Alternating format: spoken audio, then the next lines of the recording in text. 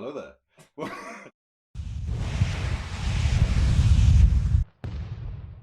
Welcome to Dawi After Dark.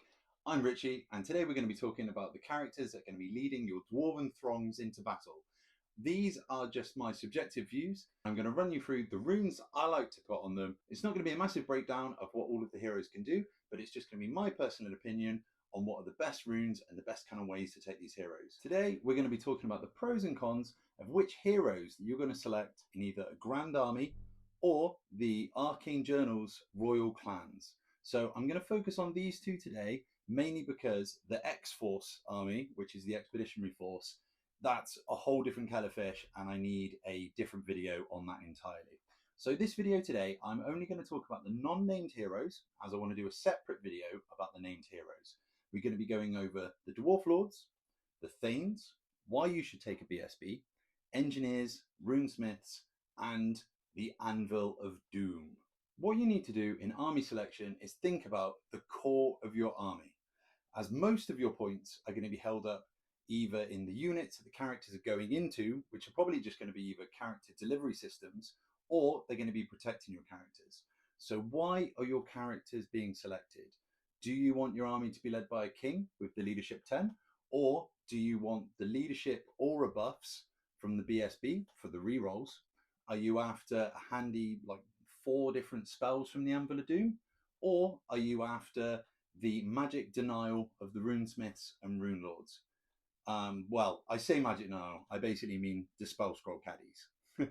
Whether you're a youngling or a veteran of the War of the Beard, hopefully this video will help you in which heroes that you want to select. So firstly, we're going to dive straight into the Dwarf Lords, which are the big boys, the kings of the hold, which are going to be marching out to war, leading your armies. So firstly, we're going to start with the king and then talk about the Thane. So the king is usual dwarf stats. So movement 3, weapon skill 7, ballistic skill 4, strength 4, toughness 5, 3 wounds, initiative 4, 4 attacks, and leadership 10 for 125 points. Now, you're probably never going to keep that at 125 points straight away, because you're always going to upgrade him to have shield bearers. Now, what this does is adds an extra 3 ablative wounds to the Dwarf King. So what this does, it means he's going to stick around for much longer and stay in the fight, so you can actually win some fights. The rules that he's got with him is Ancestral Grudge. A model with this special rule has hatred enemy characters. So this can be quite handy. I mean, if you're taking this in a Royal Clan army, it's not going to have too much significance because they have their own special rule, but I'm going to talk about that in a later video. The Dwarf Lord also has Dwarven Crafted, which basically means that you do not suffer a -1 to shots with a gun that your king has when you're doing a stand and shoot action, which is really good if you just give him a handgun or a pistol, but we'll talk about those later because you can make some really nice combos with some really nice engineering rules that come out just in the Arcane Journal. Next up, we have Gromril Armor and Gromril Weapons. So what Gromril Armor does is it gives you reroll 1s to your save. Gromril Weapons does is give you a -1 rend, but that only is for the hand weapons, unfortunately. You can't use that on great weapons, which is a little bit of a shame. You have Hatred Orcs and Goblins, Magic Resist 1, which is amazing across the entire army. There is a lot of times when you're playing games competitively where people will shoot magic at you, and that -1 really stacks up and really helps across the game. You can also help with that by taking the Runesmiths, which we'll talk about later on. Rallying Cry, Resolute, and Stubborn. So the Resolute is an army-wide rule for the Dwarves, and basically what that means is you get a -1 to your suit and your flee rolls, which sometimes is really good. I found it really good for if you're full back in good order and then you're moving back 1 inch less, so you're moving back 2 inches. So chariots can't get their impact out into you, which is really, really good. And then Stubborn. Now, unfortunately, he does need to be in a unit with Stubborn to be able to pop Stubborn, but Stubborn is an absolutely amazing rule. So basically, if you don't know what Stubborn means, it is when you do not roll anything for your first failed break test. So you could fail by absolutely loads, you just pop your Stubborn and you just fall back in good order. It's a brilliant rule and it's really good that the king has it. Now, where the king shines is the amount of runes that you can put on the weapons and the armor. The king comes with a base points cost of runes that you can put on him of 125 points, and the Thane comes with 75. Now, this is absolutely crazy when you're going to take him in a Royal Clans army where you get an extra 25 points on each one. So you can do some really, really tasty things with those runes. So the Thane, we'll just go through his stats quickly, and then I'll tell you what I think is the best kind of uses for those Thanes. So movement 3, weapon skill 6, ballistic skill 4, strength 4, toughness 5, 2 wounds instead of the 3 of the Dwarf King, initiative 3, so you are losing initiative, but it doesn't matter because you're only ever going to be using a shooting attack or a great weapon. Then 3 attacks, which is 1 less than the King, and 1 less leadership than the King on 9 as well. But only 60 points base. So you are basically, you're just under half the points. Now, I really like the Thanes. I tend to not take the Kings too much. You can make an absolutely tanky King, and you can also make a killy and tanky King in the Royal Clans as well. The real strength in the Thane is the fact that he can become your army battle standard bearer. Basically, what this means is that you can get a reroll of panic checks in an aura around him that is his command zone. So that is going to be a 9-inch aura around him because he's got leadership 9. And also the unit that he's in gets to reroll his break test, which is absolutely crazy. Plus, he gives you a really good stacking to combat res in an army that you can already buff up to the 9s in that as well. So personally, taking a Thane on shield bearers, getting him up to 5 wounds and making him your BSB, this is going to make your unit that he's in really, really durable. And that's before even putting any runes on the standard. So the ablative combat res that you can take from this model, if your unit of Dwarf Warriors already has 2 ranks and a standard bearer, you can get a 7 or 8 combat res just as static combat res from having this model in your army. But we'll talk about that once we get to the runes. For me, the only reason you'd be taking a King over a Thane is the fact that you can get the extra attacks and you can make him a lot more tankier and a lot more killier versus dragons. Now, if you're making a yeet list, which is basically throwing a unit up the board, then I would potentially try and go King. And if also someone's going to turn off ward saves, you might be better off just going for the full damage output of a King. Right, so now we're going to talk about some of the best runes, in my opinion, on what you're going to put them on.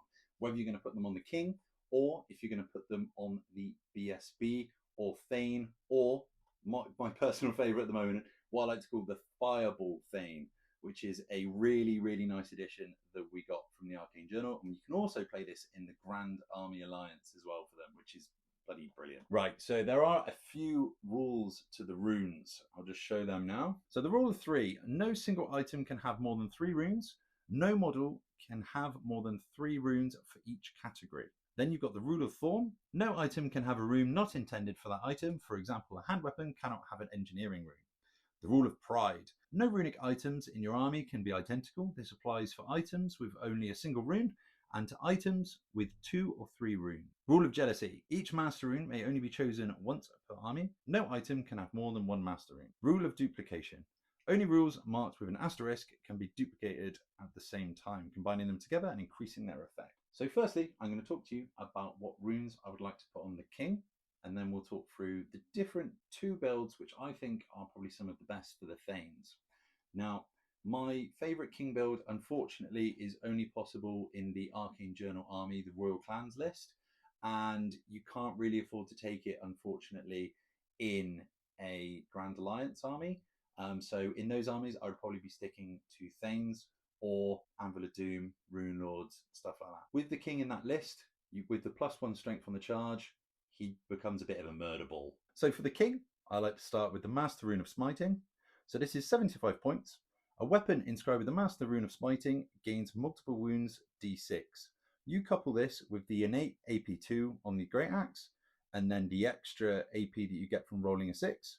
Suddenly, your AP3 on a 6 with D6 wounds, which for 4 attacks is pretty crazy. If you put a Runesmith in the unit that he's in as well, suddenly, if you roll any 6s, whatever he's hitting, they're potentially going to have to save that on the ward, or it's going to be a really bad day for them. Now, with the Royal Clans list as well, you get the +1 strength on the charge, so you can be strength 7 innately with this weapon, which is pretty crazy. With this, I like to mix it with the Master Rune of Gromril, which is 45 points. A model wearing this armor inscribed with the Master Rune of Gromril has an armor save of 2+, which cannot be improved in any way.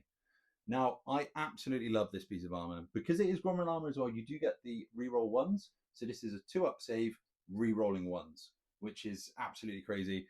And if you pair this with the Rune of Preservation, which you can do in the Royal Clans, a model wearing this armor inscribed with the Rune of Preservation is immune to both Killing Blow and Multiple Wounds X. And you only take 1 wound from anything that would normally do multi-wound, which is absolutely crazy. So these 3 runes in tandem with each other, you're suddenly really tanky, you're immune to killing below, you're going to be sticking around a lot longer with that 2-up save, re-rolling ones, and you're going to be doing a lot of damage if you can get into combat. So people think you can hide from a Dwarf King. I really don't think you can.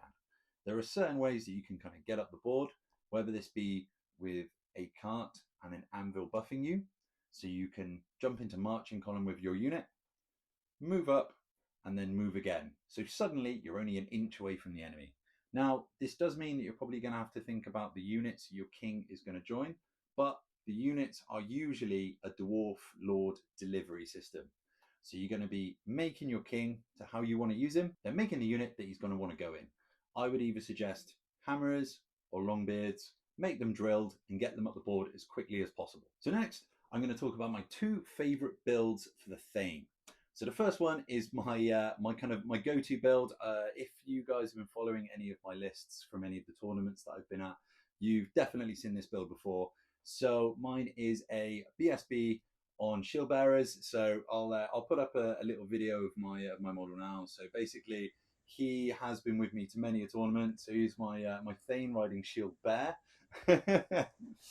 I absolutely love this model. He's done lots of work for me in the past. This guy cannot be your general because he is a BSB, unfortunately, but he is there to be a challenge monster while giving the unit and potentially the army around him a really good buff.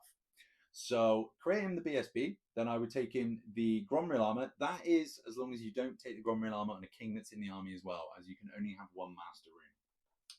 So he has the Gromril armor, the Rune of Preservation, which is exactly the same as I said to go on the king, but that is probably it for runes. I mean, if you're going to take him in the army from the Arcane General, so if you're going to take him in the Royal Clans, I would maybe suggest taking him up a toughness or 2 just to make him a little bit more survivable, because you do have the points to be able to do that.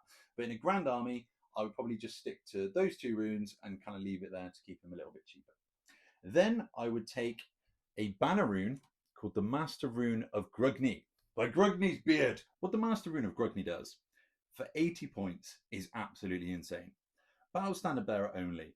A unit carrying the standard inscribed with the Master Rune of Grugni has a 5-up ward save against wound suffered. In addition, whilst within 6 inches of the model carrying the standard, friendly units have a 6-up ward against wounds suffered during the shooting phase. Now with this, your big unit is going to have a 5-up ward. And then if you have shooting units or artillery within 6 inches of that BSB, it's going to give them a ablative 6-up ward from shooting attacks. If you pair that with a stoic defense of the toughness 4 of the normal Dawi, that's really hard to shoot through. This is probably my favorite build of the Thane. Basically, you can throw him forward. He's got a 2-up save, re-rolling 1s with a 5-up ward. Now, if you pair that with the Anvil of Doom for the re-rolling and +1 saves, suddenly 2-up, re-rolling everything with a 5-up ward is absolutely crazy. What you would do is bait an enemy general or a big character-ridden monster to charge into him. You would issue out a challenge and then try and win on static combat res, because with the Banner of Grugni, you're not going to be dying anytime soon. Onto this, you're also going to want to put the extra Rune of Battle. So what I like to do is have a Rune of Battle on my BSB and a Rune of Battle on the unit that he's in. So suddenly your normal dwarf unit can get a combat res of 7 straight off the bat, which is absolutely crazy. You can up that to 8 with the Banner of Stormy Redbeard, but I personally just think the kind of 7's a sweet spot. And there's a reason there's a sweet spot. You can challenge the dragon with a unit champion. Now, the most overkill that a dragon can ever do is 6. Now, if you've got a combat res of 7, you're going to be beating that dragon, and also you've got a musician. So if they do manage to beat you, suddenly you've got a musician and you win that combat, which is absolutely crazy. That's a really nice fun trick for you to try at home. So next up, I want to talk about the Fireball Thane. I absolutely love this guy. I don't tend to use him the way that I think everybody thought he was going to be used when we started looking at the book, but there is an amazing use for him that hopefully I can let you guys know about. Ed absolutely hates this use, and you'll see why as we go through his rules. So the runes that I like to put on him are a handgun or a crossbow. So it comes down to whether you want to take a crossbow or a handgun. Now, if you're going into a tournament and you do not know what you're going to play against, then I personally would probably take the handgun just because it's better kind of all around. If you're playing against say, a Skaven Gutter Runner army or Wood Elves, I would definitely take the crossbow, just because that extra range really helps. For the Wood Elves evade, you can try and get a bit closer to them, and then they can't evade as far. Or with the Gutter Runners, well, you'll see. Sorry, Ed. What I like to take are the Rune of Rapid Fire, which is 15 points. So a weapon inscribed with the rune gains the multi-shot 2 and quick shot special rules. Now, multi-shot is absolutely amazing. Quick shot is probably one of my favorite rules in the game, but it doesn't really matter in this case, because what we're adding with that is, for 20 points, the Rune of Accuracy. A weapon inscribed with this rune does not suffer any negative to hit modifiers, which is absolutely crazy. So suddenly, that's 2 shots that are always going to be hitting on 3s, because the Thane is ballistic skill 4. Then the spicy meatball of this model, I think, is taking the Master Rune of Bursting Flame for 35 points, which, weirdly enough, doesn't actually make the shooting flaming, which is kind of crazy. So if the roll to hit is successful, a weapon inscribed with the rune causes 2d3 hits to the target unit rather than the usual 1. So if you've got 2 shots hitting on 3s, say if you're shooting against Skaven Gutter Runners, for instance, and you wound on 3s, suddenly you've got a potential for 12 hits that can go through, always hit on 3s. Now, the reason I'm saying Gutter Runners is because they can stack -1 to hit for days, but you always hit on 3s. They're really low toughness, which I did against Head from Close Order at one of the last TSN events, and I killed an 800-point unit of Gutter Runners because I killed a couple and they fled off the side of the board, which was pretty fun. Cheers, Ed. Right, so the tactics for the Fireball Thane. So basically, he is going to be within 3 inches, but slightly behind of a unit. What this is going to do is mean that he can't be targeted as long as he's not the closest model. Or if you're worried about getting charged, you could have him in the front rank of a unit, so you can do your stand and shoot and hopefully plink off a few wounds. I personally like to use him as battlefield defense. So have him milling around with the war machines, but behind a shooting unit. So he can kind of shoot what he wants, and potentially even have him up on a hill if the opponent doesn't have too much shooting as well. There's only some times that you're going to want to put him in a unit, but I do think it's kind of counterweighed with the 360 from him being skirmish, so he's better off just kind of being milling around by himself. Now, this is a really, really strong threat against the stuff that is going to come after your war machines, so like Furies, and he can even rip through Pegasus Knights, to be perfectly honest. This is a really scary little standalone war machine that I think you'll have a lot of fun with if you aren't already using him. So next, I want to talk to you about everyone's favourite magical war machine. Well, I shouldn't say magic, it's runes. Hammer the runes. So, no movement, weapon skill 6 on the crew, which is the Forge Father and Anvil Guard, ballistic skill 4, strength 4, toughness 5 and toughness 7 from shooting, 5 wounds from shooting, 4 wounds in combat, 3 initiative, 5 attacks, leadership 9, and a whopping 235 points, which I actually think is quite cheap for this model. So he has a 5-up ward from the Ancestral Shield, and it has immovable object, which means once it has been placed on the battlefield during deployment, it cannot be moved by the crew during the remains move phase. But it can pivot freely, and it can also be moved up and follow up and fall back, which is pretty strange, really. I do absolutely love this model. When I first read the rules, I didn't think that the spells were very good, and the fact that the anvil doesn't move. That was just my initial kind of gut instinct, but I was completely wrong. And the reason I'm completely wrong is the ranges of the spells. They're absolutely crazy. And also, they are some of the best spells in the entire game. And the fact that you can get 3 brilliant spells off a turn is amazing. Although I shouldn't be saying spells. I'm sorry, Dawi brothers and sisters. I'm sorry. An Anvil of Doom can cast the following bound spells at a power level of 3. So when you do strike the runes, these are the ones you have to choose from. You have the Rune of Oath and Steel, the Rune of Hearth and Home, the Rune of Haste and Urgency, the Rune of Wrath and Ruin. Unfortunately, because these are bound spells, you can only choose to do 1 in the enchantment phase. So I would probably normally choose to use the Rune of Oath and Steel over the Rune of Hearth and Home, but sometimes you might need to. Because these are bound spells, they're always going to be going off at a level of 3, so it's going to be your 2 dice plus 3. Also, you don't suffer miscasts on the roll of a double 1, just due to it being a bound spell. So this is good and bad. So the first one that we're going to talk about is the Rune of Oath and Steel. So this is potentially my favourite one. So it has 2 different casting values, which is a 7+ and 11+, with a 24-inch range. So what this does is if it's cast on a 7, it just lets you reroll any failed armor save rolls. Now that's absolutely crazy. So if you're taking a unit of, say, Iron Breakers that have got a 3-up save, suddenly they're re-rolling all of their saves, which is pretty crazy. But if you cast that on an 11 plus, which is going to be not that hard to get off sometimes, if you've got lucky dice, then you can get this. Suddenly, you're going to be getting +1 armor save and rerolls, which is nuts. That one is my personal favourite. The Rune of Hearth and Home is an enchantment, so you're not going to be able to choose to do this if you chose the Rune of Open Steel, which is, yeah, it is what it is. Casting value of a 7, turn phase, all friendly dwarf units within 21 of the anvil are immune to psychology. Now, I don't really ever see too much of a reason to use this. I mean, the only reason I would use this is it's got range self. So if the anvil is in combat, you can cast that, and then suddenly you're still getting an effect and a use out of the anvil. That's probably the only time I consider using it. The Rune of Haste and Urgency. Now, this is brilliant. So there's going to be a stacking that you're going to be trying to do with the Rune of Open Steel and the Rune of Haste and Urgency, which I'll explain in a second.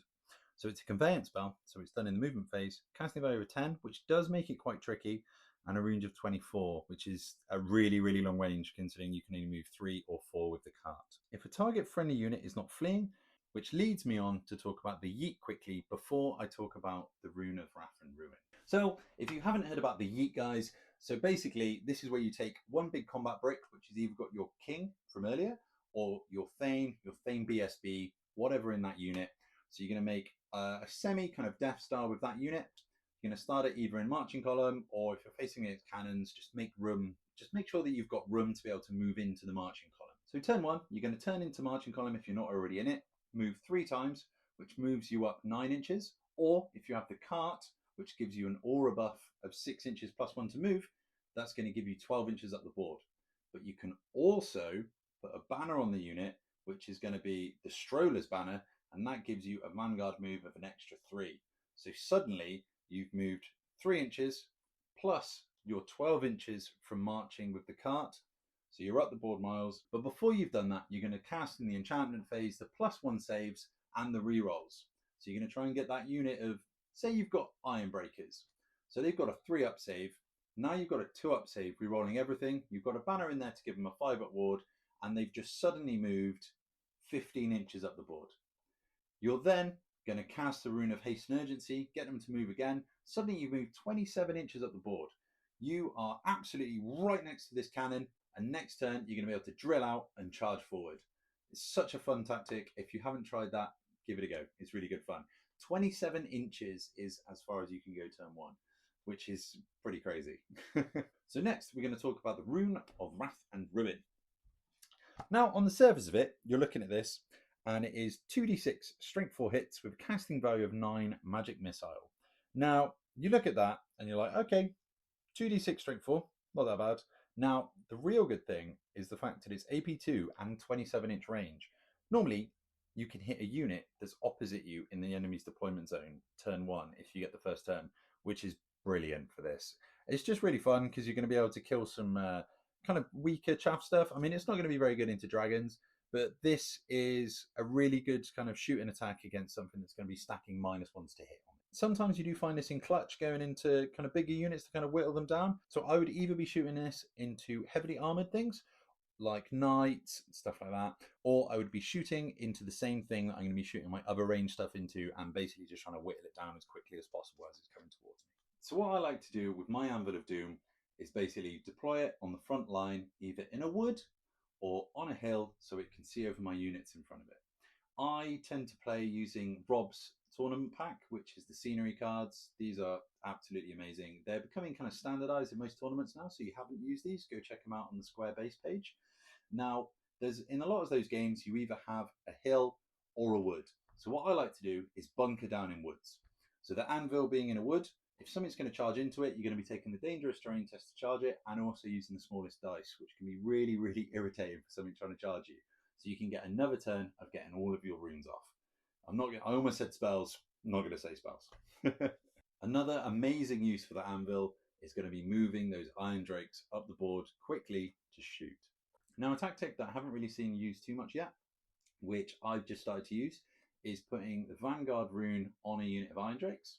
So they get the 3-inch Vanguard move at the beginning, and then with the Anvil of Doom, moving them up so you can get in range for turn 1 to shoot with all of your guns. Now, there is another buff to this, but I'm going to talk about that when I talk about the named heroes.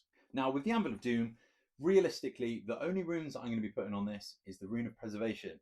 Now, what the Rune of Preservation does is stops it from being sniped by cannons. So you're immune to Killing Blow, which doesn't matter because it's a war machine, but you are also immune to the multi-wound, so cannons can't snipe you. Something nice you can also do, because I can imagine a lot of you are finding your anvils getting charged by kind of small chaff units, which do kind of plink the wounds off really. I would take 2 runes of cleaving so you can get to AP2 on your 5 attacks. But personally, what I would do for 60 points is take 2 runes of fortitude. Now what this does is in combat would take his toughness up to 7, which means the big dragons will be wounding you on 4s, and then you would be toughness 9 from shooting, which a lot of stuff isn't even going to be able to wound you. Now let's talk about the Rune Lords and the Runesmiths. So the Rune Lord, movement 3, weapon skill 6, ballistic skill 4, strength 4, toughness 5, 3 wounds, initiative 3, 3 attacks, leadership 9 for 120 points. Now the Runesmith has 1 less weapon skill at 5 rather than 6, 1 less toughness at toughness 4, 1 less wound at 2, 1 less attack, and 1 less initiative, but also the same leadership, which is pretty handy for 65 points. Now the rule that I really like is Forge Fire. If this character joins a unit, that unit will gain the Armor Bane 2 and Flaming Attack special rules. Should the character leave the unit for any reason, it loses that special rule. Flaming Attacks is kind of by the by nowadays. There's a lot of stuff that's starting to get extra saves against Flaming, which is slightly annoying, but the Armor Bane 2 is massive. Now if you're putting that in a unit that, say, crossbows, suddenly you'd be AP4 on 6s. Any unit that you're putting these in is suddenly going to become slightly scary. I quite like to put them in handgunners, rangers. If you want to make the drakes extra deadly because they've already got the flaming, then that's really fun. If you're running a Royal Clans list, I like to put these in longbeards. So suddenly you're running up the board, you've got your great axes, you're charging at strength 7, and you're going to be AP5, which is pretty disgusting. Really fun, and I hope you can get some good use out of these. I really like these. But for me, the main use of a Runesmith or a Rune Lord, and I would always use a Runesmith for this, is going to be a Dispel Scroll Caddy. So you're going to be taking 2 or 3 runes of spell breaking. You're going to be getting it to the midfield to try and stop all of those spells. Something you can do against illusion lists, I don't know if any of you have been struggling with those with 1 level 4 or 2 level 4 illusion wizards, is they'll try and stop you with Column of Crystal or Mirage. Now, if you have a Runesmith or a Rune Lord in that unit with Dispel Scrolls, suddenly your magic resist 2, which comes from the Runesmith and the Rune Lord, and what this does is it makes their spells 2 harder to be able to cast onto your unit. But also, if they do manage to get those spells off, which are really hard to get off, by the way, unless they're using, say, Power Scrolls, you can then burn your Rune of Spellbreaking, and it's also burn their Power Scroll, which is just an amazing points investment, in my opinion. If you can stop that column and that Mirage, it could potentially win you the game. This works really well when you're yeeting the unit up. So I would have the King or the Thane in the big brick with the Runesmith, yeet that up the board, either 24 or 27 inches, depending on which runes you're going to be using. Obviously, that is in conjunction with the cart and the anvil, but you're probably judging by the video so far that I really like the cart and the anvil used together. So next up, we have the Engineers. Everyone's favourite little dwarves running around and fixing the war machines. Now, no self-respecting dwarf army is going to have no war machines. So you really need to consider whether you're going to take an engineer in your list. So the Engineers, movement 3, weapon skill 4, ballistic skill 5, which is amazing because you're going to be hitting on 2s in short range and 3s at long range, strength 4, toughness 4, 2 wounds, initiative 2, 2 attacks, leadership 9, all for a whopping 50 points. Now, what you're paying the points for are the special rules that come with this model. The Artillery Master. Unless the character is fleeing or engaged in combat, once per turn during the shooting phase, a friendly unit of Quarrelers, a unit of Thunderers, or a Dwarf War Machine that's within command range can re-roll 1s to hit, or a single artillery dice. Now, I found the artillery dice is super handy to re-roll. I love to run grudge throwers, so getting to re-roll a single dice is absolutely amazing. Normally, you'll only misfire on 1 of them, so then you can re-roll that and you're good to go. I mean, sometimes you're unlucky and misfire all of them, but those are the breaks for you. So the next rule that you have is entrenchment. During deployment, you may entrench a single non-character model whose troop type is War Machine. Unfortunately, you can't do it to the Anvil because you can't do it to characters. So that is quite a good rule, considering you can kind of hide it and make it -1 to hit when it's being shot at, which is, I mean, it's a bit of a kind of a meh rule really, because the only thing that's going to be shooting at your war machines is either other war machines or stuff with poison, so they can kind of bypass that rule, unfortunately. Standback Chief. So what this does is it's basically Lookout Sir, but for war machines. So you just kind of keep him at the back, 3 inches away, and he will be good to go. So me personally, I tend to not beef my engineers up at all, as I just think that they're a really cheap points investment, and there's a really fun tactic that you can do with engineers. Now, if you don't have a king in your list, because all of your heroes will be leadership 9, you can actually take the engineer as your general and just hide him at the back so that he can't get the extra 100 victory points for killing him.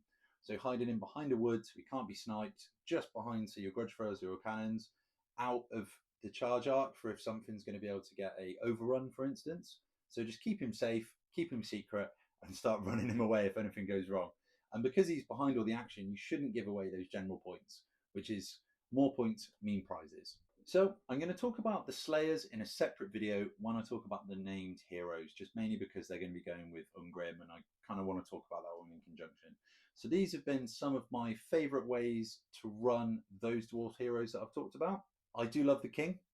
I just think personally he doesn't have as much of a place in the armies that I like as a Thane, mainly because I like to run the Thane BSB and the Fireball Thane and the Anvil, and those 3 are in pretty much all of my lists. I do like to run a Runesmith. I am going to be trying some lists out without them though. Hopefully you've enjoyed the video. If you like the loadouts, let me know. These have been working for me in quite a few of my tournaments that I've been to, and I hope they can work for you too. Next time, I'm going to talk about some of my favourite units, and then we're going to kind of work through the different units and then different characters in different videos, and just kind of work through everything that I really like out of the book and the stuff that I like to use. I'm going to show you how to deploy these units and how we can use them on the battlefield and what they can fight against. So I'm just getting my next army printed for me by my friend Tom. Now he runs the business UK Resin Prints. Now if you want anything printed, go see him. There is a discount code below. If you like the video, please like and subscribe. That would help the channel loads. I hope you've enjoyed the video, and I will see you for the next one. Shake those axes for the Dawi. Bye.